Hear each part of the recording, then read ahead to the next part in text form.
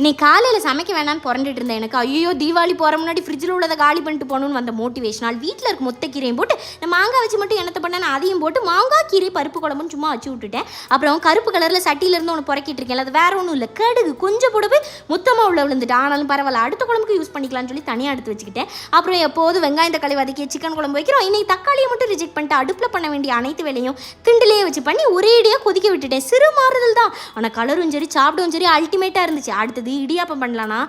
உண்மையாவே எனக்கு ஒரு டவுட், இந்த இடியாப்ப செட்டில் கைப்பிடி ஓரத்தில் இருக்குல்ல, அதை வச்சு எப்படி கொதிக்கிற தண்ணிக்குள்ள அந்த கீழ்த்தட்டு வரைக்கும் வைக்கிறாங்களோ, மேல உள்ளதை கூட வச்சிடலாம் போல, அந்த இன்னொன்று உள்ள வைக்கக்குள்ள செத்துருவான் போல சேகர், அவ்வளோ சூடு. அதனால இனிமே இடியாப்ப சட்டி வாங்குவோம், ஒரு நடுவில் தூக்குறது இருக்கும்ல அது மாதிரி வாங்குவோம், இல்லைனா கையெல்லாம் பொத்துரும் போல.